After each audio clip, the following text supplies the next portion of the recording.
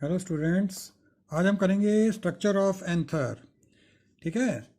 तो अगर जैसे मैंने आपको ये दिस इज़ अ डायग्राम पिछले लेक्चर में मैंने आपको बताया भी था कि जो स्टेमन्स है, ठीक है ना, उसका पार्ट है एंथर्स हो गए, anther lobe and filament. Normally मैंने आपको बताया था मैक्सिमम केस के अंदर दो एंथर लोब्स होती हैं, जैसे एक ये एंथर लोब जा रही है और एक ये दूसरी एंथर लोब है। These are the two anther lobes. और मैंने ये भी बताया था कि हर एंथर लोब के अंदर दो थीका, पोलन चैम्बर या माइक्रोस्प्रंजिया होते हैं। तो हर एक में ये दो हो गए, तो ये इसमें भी दो हो गए, तो इसलिए मैंने बताया था कि इट इज़ ए बाइथिकस एंड टेट्रास्प्रंजिएट। ठीक है। तो ये हमारा हो गया था यहाँ तक हमारा। तो ये देखो, ये जो है अगर आप देखोगे कि ये ब्लॉन्ग से दो एंथर लोब चल रहे हैं ऐसे। ठीक है। ये इसका ट्रांसफर सेक्शन है, ये देखो इसका ट्रांसफर सेक्शन जो काट के सामने ऐसे दिखाया गया है, तो इसमें ये चीज़ आ रही है। अगर आप एक एंथर को देखोगे तो सबसे पहले जो एंथर का आ जाता है वो डेट इज़ द एपिडर्मिस आती है। ठीक है ना, ये आप देख रहे हो, ये जो आउटर मोस्ट लेयर होती है that is called as an epidermis layer. ठीक है। तो ये जब एंथर मेच्योर होता है तो ये श्रिवल कर जाती है। ये आर्कीस्पोरिया से डेवलप नहीं होती, आर्कीस्पोरियम से डेवलप नहीं होती। आप कहोगे ये आर्कीस्पोरियम क्या है? जब मैं इसकी डेवलपमेंट ऑफ एंथर कराऊंगा उसमें आपको क्लियर आ जाएगा। आज तो मैं पहले स्ट्रक्चर ऑफ एंथर ही करा रहा हूँ। तो ये जो आउटर मोस्ट लेयर है जिसको हम एपिडर्मिस कहते हैं, ये जो एंथर जब मेच्योर होता है तो ये श्रिवल कर जाती है। ठीक है। और उसके बाद नीचे जो लेयर आती है जिसको मैं एंडोथीसियम कह रहा हूँ, ये देखो बड़ी इंपॉर्टेंट लेयर आती है, बड़ा इंपॉर्टेंट लेयर है। This is an endothecium is there. ठीक है ना। तो ये जो एंडोथीसियम की लेयर है ये लिखा भी हुआ है, it is present below the epidermis. Single layered है। ठीक है ना। When the outer wall, when single layer, when it matures, ठीक है ना, the outer wall remain thin but inner and radial wall become thick due to the thickening of alpha cellulose fibre. ठीक है ना। And callose band are also seen along the radial side. मैंने आपको बताया जब ये मेच्योर हो जाती है तो क्या होता है कि इसके ये जैसे उसने एक सेल दिखाया मैंने, ये अगर मैं यहाँ पे भी डायग्राम देखूँ तो ये देखो, आप देख रहे हो दिस इज़ एन एंडोथीसियम का ये डायग्राम है। अगर मैंने आपको बुक से दिखाता हूँ तो ये आप देखोगे, ये बुक में ये जो चल रहा है this is an endothecium is there. तो इसकी मैंने एक सिंगल जो सेल दिखा रहा हूँ मैं आपको, ये सिंगल सेल है। तो आप देखोगे कि इसमें they have a special thickening on the radial side and that of the tangential side.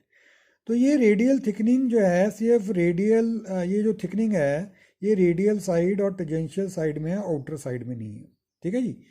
तो ये जो थिकनिंग है ये बनी होती है अल्फ़ा सेलुलोज फाइबर की, और इसमें कैलोस भी होता है।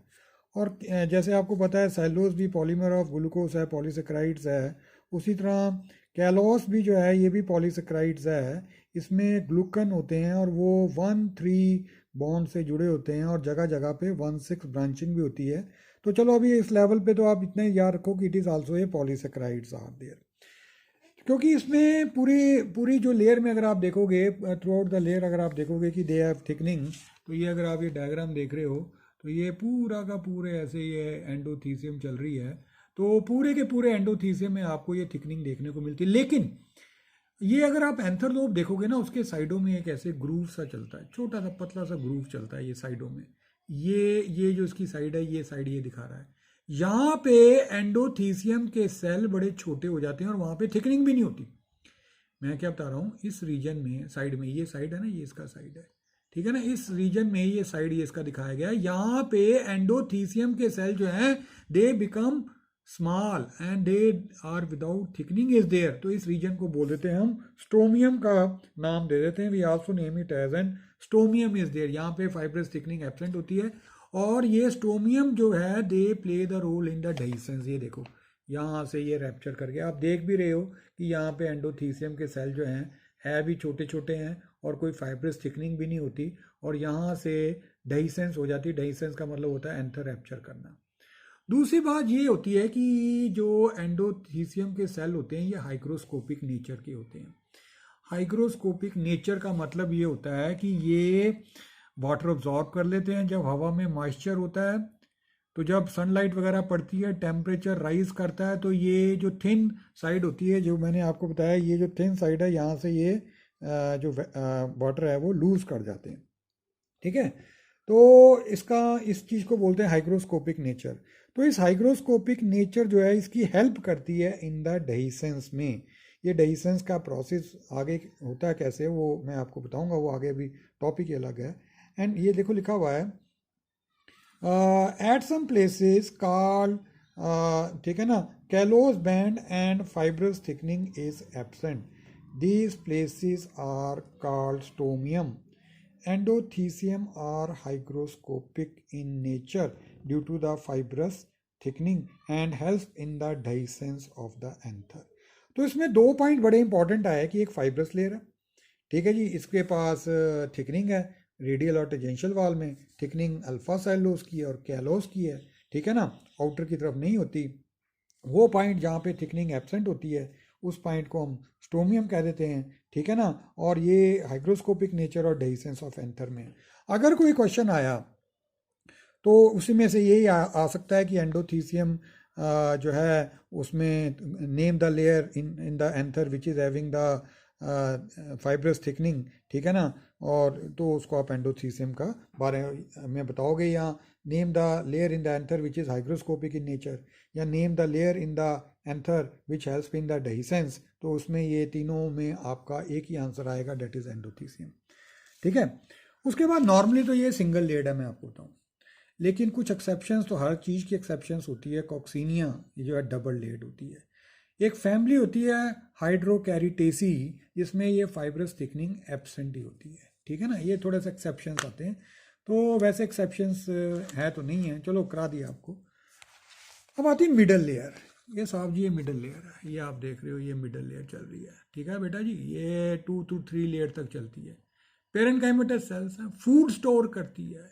और मैं आपको बताऊं, हम आगे मैं टेपिटम बताऊंगा, तो हम कहते हैं कि tapetum nourish the spore mother, pollen mother sales या पोलन ग्रेन्स। एक्चुअली जो टेपिटम भी जो फूड किससे लेती है, मिडल लेयर से ही लेती है। It is basically the middle layer which will give the food, ठीक है ना।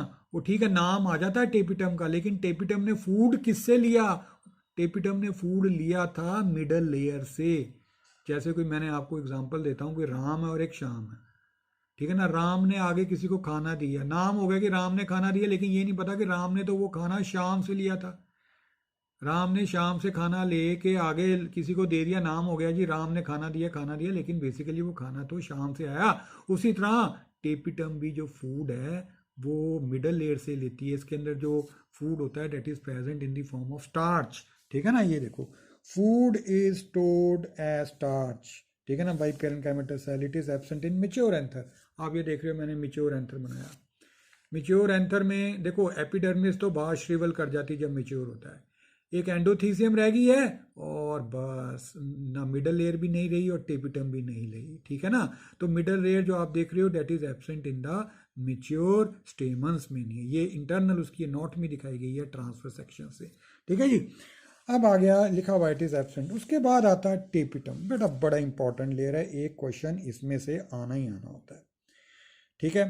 पहले हम बात कर लेते हैं, ये देखो this is the tapetum, tapetum है ये। इसकी जो सेल्स है ना उसमें बड़ी पिकुलैरिटी है, इसके सेल्स में बड़ी स्पेशलिटी है। क्या स्पेशलिटी है सर? स्पेशलिटी ये है कि इसके जो सेल्स हैं, इसके जो सेल्स हैं वो एंडोमाइटोसिस शो करते हैं। अब आप कहोगे सर एंडोमाइटोसिस क्या है? एंडोमाइटोसिस वैसे +1 में तो की है। एंडोमाइटोसिस क्या होता है कि इंटरफेस तो चलता है लेकिन एम फेस नहीं चलता, यानी कि डीएनए तो डबल हो ही जा रहा है लेकिन सेल डिवाइड नहीं कर रहा, न्यूक्लियस डिवाइड नहीं कर रहा। तो वो जो न्यूक्लियस के अंदर 2n से 4n, 4n से 8n आ जाता है, यानी कि cell of the tapetum shows polyploidy. What is the reason behind the polyploidy? Is endomitosis. बताया एंडोमाइटोसिस में क्या हो रहा है, मतलब इंटरफेस तो चल रहा है, यानी कि G1S G2 फेज चल रहा है। जब S फेज में आपको पता है कि डीएनए डबल हो जाता है, लेकिन आगे M फेज चला ही नहीं, सेल डिवाइड ही नहीं हुआ, देयर इज नो जिसको कहते हैं कैरियोकाइनेसिस, नो साइटोकाइनेसिस, सेल वही रहेगा लेकिन डीएनए का अमाउंट डबल होता जा रहा है, तो दे शो पॉलीप्लाइडी, न्यूक्लियस का साइज बढ़ जाता है। इवन ये मल्टी न्यूक्लिएटेड कंडीशन भी शो करता है। Even they show पॉलीटीनी। पॉलीटीनी में क्या होता है कि क्रोमोसोम के अंदर जो क्रोमोनिमेटा होते हैं उनका नंबर बढ़ना शुरू हो जाता है। जैसे मतलब सिंपल सी बात है कि क्रोमोसोम के अंदर आप अगर सिंपल लैंग्वेज में कहूँ कि जो डीएनए का अमाउंट है वो बढ़ेगा तो ऑटोमेटिकली जो क्रोमोनिमेटा जो होता है डीएनए जो क्रोमोसोम के जो पार्ट है वो भी उसका बढ़ना शुरू होता है। तो हम कहते हैं दे शो पॉलीटीनी, दे शो प्लाइडी, पॉलीप्लाइडी, ठीक है ना, they are multinucleated, nucleus is large. तो ये देखो इसके अंदर the cell have a dense cytoplasm, ठीक है ना, the cells are initially diploid but they become polyploid and multinucleated due to endomitosis के से ये पॉलीप्लाइडी आ रही है, due to which DNA content जो एनॉर्मसली इंक्रीज कर जाता है, न्यूक्लियस बड़ा प्रोमिनेंट हो जाता है, पॉलीटीनी आती है, increase in the number of chromonemata per chromosome. मैंने कहा it provide nourishment to the microspore, बात तो है कि नाम इसी का पड़ता है, और डेवलपिंग माइक्रोस्पोर। टेपिटम भी जो है डिसअपियर कर जाती है इन मेच्योर एंथर के अंदर। आप देख रहे हो इस मेच्योर एंथर के अंदर टेपिटम नहीं है। तो कई बार एक बार नीट के अंदर क्वेश्चन आ गया था इन mature anther name the layers which is absent, एक आ गई टेपिटम, एक आ गई मिडल लेयर इज देयर, ठीक है ना। तो अब ये टेपिटम है इसके दो टाइप्स होती हैं, ठीक है ना। There are two types of tapetum is there, one is amoeboid oblique invasive oblique periplasmodium, ये रहा अमीबॉइड इन्वेजिव पेरीप्लाज्मोडियम, इसको पिया से भी याद रख सकते हो आप, पिया पेरीप्लाज्मोडियम इन्वेजिव अमीबॉइड। अब इसका ये नाम ऐसा क्यों रखा गया है उसको हम डिटेल में करेंगे। दूसरी होती है ग्लैंडुलर टाइप और सेक्रेटरी टाइप, ठीक है ना, ये मोस्ट कॉमन है। अब जो अमीबॉइड टाइप की होती है, पहली बात तो ये मैं आपको बताऊं कि ये एक प्रिमिटिव टाइप की है, वेरी इंपॉर्टेंट क्वेश्चन है कि ये प्रिमिटिव टाइप की है। इसमें होता क्या है, देखो इसमें वो क्या कहता है, it first absorb all the food from middle layer, बात आ गई ना, ये मिडल लेयर से सबसे पहले फूड अब्जॉर्ब करता है, फटाफट मिडल लेयर से मैं फूड अब्जॉर्ब कर लूँ, इसलिए मिडल लेयर पहले डीजनरेट कर जाती बड़ी जल्दी, ठीक है ना। इन द कहता है बिगनिंग, ठीक है ना, it absorb all the food, वो सारा फूड मिडल लेयर से अब्जॉर्ब कर लेता है और अपने अंदर स्टोर कर लेता है, and store it in tapetum. Tapetum वो क्या करता है, उस फूड को कन्वर्ट करता है इनटू स्पेशल फूड ग्रैन्यूल्स, जिसको हम कहते हैं प्रोटोप्लास्ट बॉडीज। मैंने क्या बताया, इसने क्या करना है, जैसे ये देखो मैं टेपिटम है, ये बाहर आ गई मिडल लेयर आ जाती है, बाहर क्या आ जाती है, मिडल लेयर है, there is outside is a middle layer is there. तो ये जो मिडल लेयर से ये जो मिडल लेयर आ गई, ये मैं आपको ये दिखाता हूँ, ये मिडल लेयर आ गई, ठीक है ना, 2 to 3 मिडल, ये क्या करेगा फटाफट मिडल लेयर से फूड ले लेगा। जब मिडल लेयर से फूड ले ली तो मिडल लेयर, जब फूड ही ले लिया तो बेचारी खत्म हो जाएगी मिडल लेयर, तो इसलिए मिडल लेयर बड़ी इमीडिएटली और अपने टेपिटम के अंदर फूड को ये स्टोर कर लेता है। जब ये स्टोर कर लेता है तो उसको फिर एक जिसको हम बोल देते हैं जो स्टोर करके उसको एक कन्वर्ट करता है इनटू स्पेशल फूड ग्रैन्यूल्स, जिसको मैं कहता हूँ प्रोटोप्लास्ट बॉडी कहते हैं। क्या करता है, ये मिडल लेयर से फूड लेता है, फटाफट ले लेगा, सारी मिडल लेयर बेचारी खत्म होगी, अपने फूड को स्टोर कर लेगा टेपिटम में, फिर उसको ये कन्वर्ट कर देता है इनटू स्पेशल फूड ग्रैन्यूल्स, जिसको हम प्रोटोप्लास्ट बॉडीज कह देते हैं। अब उसके बाद क्या होता है, ध्यान देना, ठीक है, inner and radial wall of the tapetum rapture. ये देखो, ये मैं आपको बताता हूँ क्योंकि ये प्लांट सेल है, ये टेपिटम का सेल आ गया, ये बाहर आ गई सेल वॉल आ गई, ठीक है ना, ये बाहर सेल वॉल है। ये क्या होता है, सेल वॉल खत्म हो जाती है, सेल वॉल खत्म हो जाती है, ठीक है ना, पहले सेल वॉल खत्म होगी, क्या हुआ, सेल वॉल खत्म होगी, सिर्फ सेल मेम्ब्रेन रहेगी। फिर क्या होता है, ये देखो सेल वॉल खत्म होगी, ये यहाँ पे मैंने बताया सेल वॉल डिसॉल्व, ये इसी का मैंने एक पार्ट बड़ा करके दिखा दिया। फिर हम देखेंगे कि ये जो सेल मेम्ब्रेन है ये भी डिसॉल्व हो जाती है, जो सेल टू सेल के बीच में मेम्ब्रेन है ये भी डिसॉल्व हो जाती है, ये देखो डिसॉल्व होगी, यहाँ पे मैंने लिखा cell membrane between the cell dissolve and so it become multi nucleated, क्योंकि अब ये प्रोटोप्लाज्म हो गया, क्योंकि अब प्रोटोप्लाज्म की कोई जब जो है, क्योंकि से बाहर प्लाज्मा मेम्ब्रेन है, प्लाज्मा मेम्ब्रेन बड़ी फ्लेक्सिबल भी होती है, तो इसकी एक जो शेप है वो देखो अमीबॉइड टाइप होगी, एक तो हो गया अमीबॉइड। मल्टी न्यूक्लिएटेड हो गया, क्योंकि आपने देखा कि सेल टू सेल की वॉल जो है वो खत्म होगी, इसलिए मल्टी न्यूक्लिएटेड होगी। तो multinucleated protoplasm is also called periplasmodium, ठीक है, तभी इसका नाम आ गया पेरीप्लाज्मोडियम।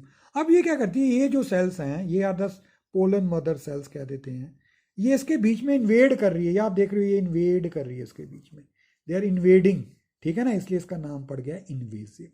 समझ लगी नहीं लगी, इसका नाम पेरीप्लाज्मोडियम क्यों रखा गया, अमीबॉयड क्यों रखा गया और इन्वेसिव क्यों रखा गया। फिर से मैं बता रहा हूँ, ये क्या करता है, सबसे पहले तो क्या करती है कि ये मिडल लेयर से सारा फूड ले लेती है, अपने अंदर स्टोर कर लेती है, स्टोर करके उसको स्पेशल फूड ग्रैन्यूल्स में कन्वर्ट करती है, फिर उसको वो प्रोटोप्लास्ट बॉडीज बनाती है, ठीक है ना, बॉडी बना के फिर वो क्या करती है कि अपनी सेल वॉल जो है वो खत्म हो जाती है, ठीक है, फिर साइडों में जगह सेल वॉल खत्म होगी, फिर साइडों में प्लाज्मा मेम्ब्रेन भी खत्म हो जाती है, जो सेल और सेल के बीच में प्लाज्मा मेम्ब्रेन है वो भी खत्म हो जाती है, तो ये मल्टी न्यूक्लिएटेड स्ट्रक्चर बन जाता है। Multinucleated plasmodium, multinucleated protoplast is called periplasmodium. फिर ये जो स्पोर मदर सेल्स के बीच में पेनिट्रेट करती है और उसको नरिशमेंट देती है, ठीक है ना, तो इसलिए इसको इन्वेजिव भी कहा गया है, पेरीप्लाज्मोडियम भी कहा गया है और अमीबॉयड टाइप भी कहा गया, ठीक है ना। तो ये मैंने जो आपको नोट्स वगैरह भेजे हैं उसमें आपको पता लग गया, लिखा हुआ है, ठीक है ना। व्हेन द एंथर गेट, और जब एंथर मेच्योर हो जाता है और उसके अंदर पोलन ग्रेन बढ़ जाते हैं, ठीक है, तो फिर ये जो पेरीप्लाज्मोडियम जो होती है वो डिहाइड्रेट हो जाती है और वो जो पोलन की जो एक्साइन है उसकी फॉर्मेशन में रोल प्ले करती है, ठीक है ना, कि बाद में जो पेरीप्लाज्मोडियम है जो वो फिर डिहाइड्रेट हो जाती है और they will form the outer covering of the pollen, ठीक है ना, और तो इसलिए एक्साइन में भी इसका रोल प्ले होता है।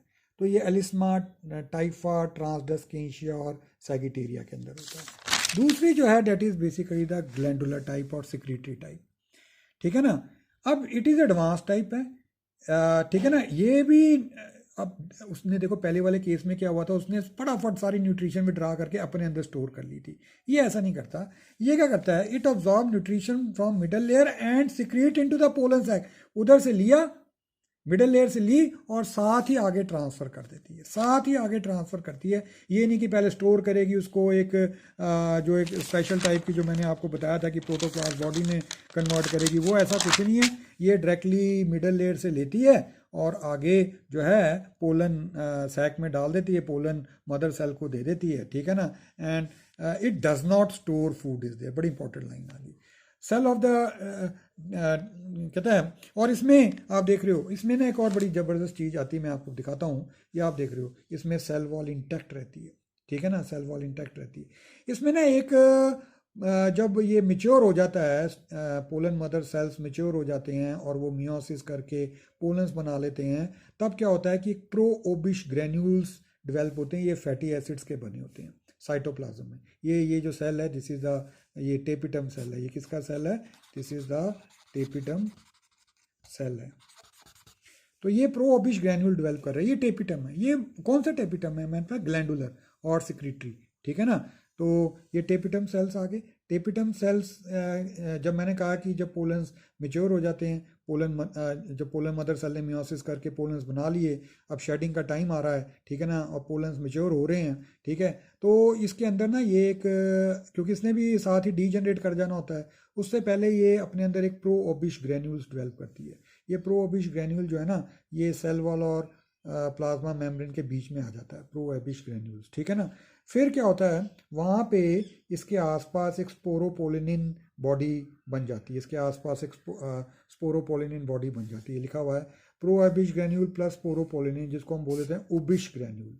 ओबिश ग्रैन्यूल जो है ये, जिसको हम ओबिश ग्रैन्यूल या ऑर्बिक्यूल्स कह देते हैं, ये आगे जाके एक्साइन में रोल प्ले करती है, यानी कि at last tapetum cell disintegrate, Ubisch bodies are released and it participate with in the formation of exine. तो हम बोलते हैं एक्साइन ऑफ जो पोलन है वो स्पोरोपोलिनिन की बनी होती है। तो मैं इसको पढ़ते दिखाता हूँ, ये अभी मैंने किया, it is advance type, it absorb nutrition from middle layer and secrete it into pollen sac, it does not store the food, the cell of the tapetum remains intact, they secrete their substances from their inner surface। जैसे आपने पीछे वाले में पढ़ा कि उसकी cell wall टूट जाती है, फिर वो मल्टी न्यूक्लिएटेड हो जाते हैं, टेपिटम ऐसा इसमें नहीं है। As pollen mother cell undergo meiosis, tapetum cell form pro Ubisch bodies in the cytoplasm, it then transferred in cytoplasm it is then transferred below the cell wall and the cell membrane.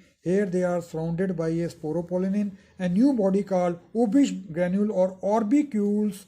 ठीक है ना, ऑर्बिक्यूल जो ओबिश bodies बनी ऑर्बिक्यूल्स बनती है, ओबिश body किस किस के साथ बनी, स्पोरोपोलिनिन प्लस प्रो ओबिश ग्रैन्यूल। ये देखो ना बताया मैंने, प्रो ओबिश ग्रैन्यूल आया, ये प्रो ओबिश ग्रैन्यूल सेल वॉल और प्लाज्मा मेम्ब्रेन के बीच में आया, ठीक है ना। इसके साथ में स्पोरोपोलिनिन ऐड होगी और ये ओबिश ग्रैन्यूल या ऑर्बिक्यूल बन गया, जिसने एक्साइन फॉर्मेशन में हेल्प की। जो एक्साइन होती है बड़ी हार्ड होती है, डीकम्पोज नहीं होती, ठीक है ना। और this type of tapetum is seen in the higher monocot and many dicot is there. तो ये टेपिटम का था, अब आगे इसके फंक्शन में कराऊंगा।